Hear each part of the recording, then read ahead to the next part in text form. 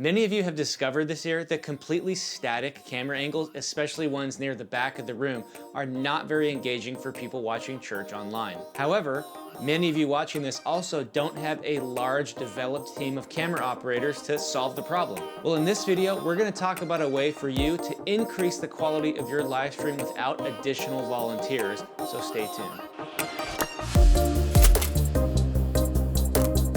Well, hey, thanks for checking out this video today. I'm Spencer from churchvideoschool.com, helping you learn the technical skills and the ministry strategies necessary to win when it comes to online church. In this video today, we're going to be talking about what I consider an unsung hero for many churches out there who are live streaming, which is the video slider from GVM.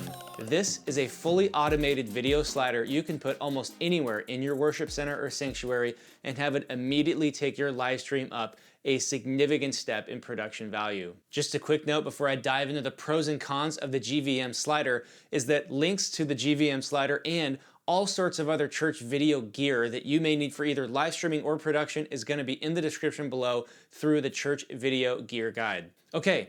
Let's jump into the pros. What is so great about this GVM video slider? Number one has got to be the price. This slider is less than $400, and to get a fully automated slider with different panning modes and 48 inches of travel for under $400 is an incredible deal, and occasionally Amazon or B&H Photo will run deals where you can get this for under $300. Now I know that $350 isn't exactly pocket change for all of you watching this, but compared to other sliders out there, you're getting something for really a third of the price that everyone else is asking for at the next tier of automated sliders. So you're going to be spending $1,500, maybe $2,000 for an equivalent slider that's one step up in quality. So yes, this slider is not the best in the world, but for most of us out there, it's definitely good enough. And I would definitely say it's not 3 to 5 times worse than sliders that cost 3 to 5 times more. So I think this is an outstanding value.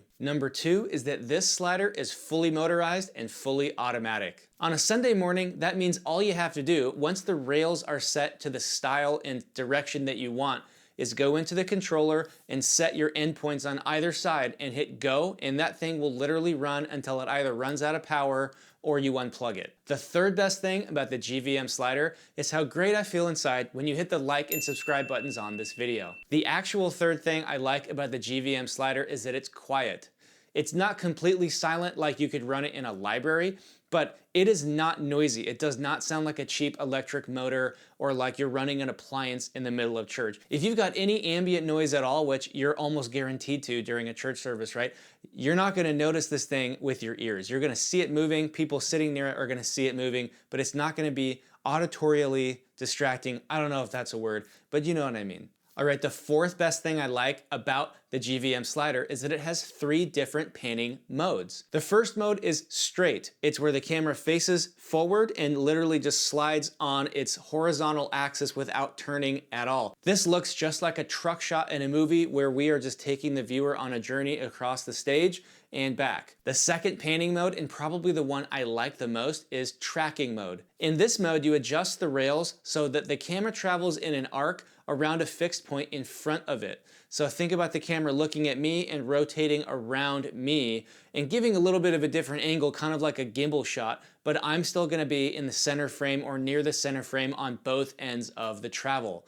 This is great if you're setting this on your preacher or on your worship pastor or leader on stage and you want to make sure they stay in the shot the entire time, but still add some energy with camera movement. The third setting is panorama. This is the opposite of tracking mode in that the arc or circle that the camera travels in has its center point behind the camera. So that means the lens is actually the one rotating out away on either end. So you're gonna cover as much ground as possible. I think it's about 120 degrees of radius that you're gonna be covering with the lens. Again, if you're taking a panoramic picture, you're gonna wanna cover as much lateral ground as possible. So this can work depending on your setup, especially near the stage if you have a wide lens and you want to show everything or just create a lot of movement. This is also going to work really well. All right, and finally, number 5, the thing I like about the GVM slider is that it's easily mountable.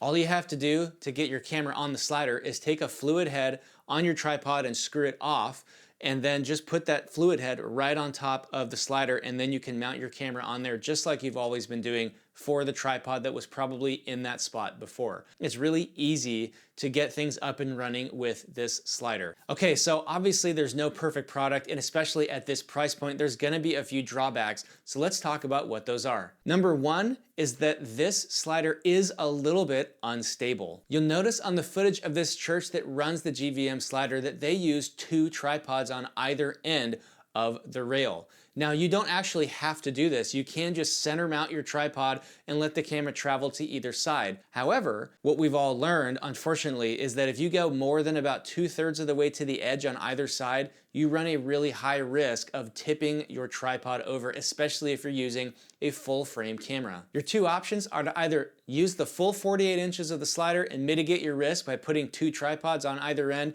but paying about double for the slider by buying a second tripod, or just run 1 tripod and don't use the full width of the rails. It's up to you, it'll work either way. The second negative thing about the GVM slider is that it does have a little bit of shudder in the movement when you're not using straight tracking mode. So this slider gets its different panning modes by bending a central rail on top that's a little bit flexible, and you can set different shapes of curve in order to create different kinds of effects with what happens with the fluid head. Now, this is a very simple and inexpensive way to get these different panning modes, which is why the slider is so affordable. But the trade-off of that style or strategy is that you're gonna have a speed differential between the wheels on the front and on the backside of a bent bar, right? Because there's different lengths of travel being required in order to go around a curve, just like in your car. So what happens as the camera goes in an arc is that at about halfway from the middle, at the apex of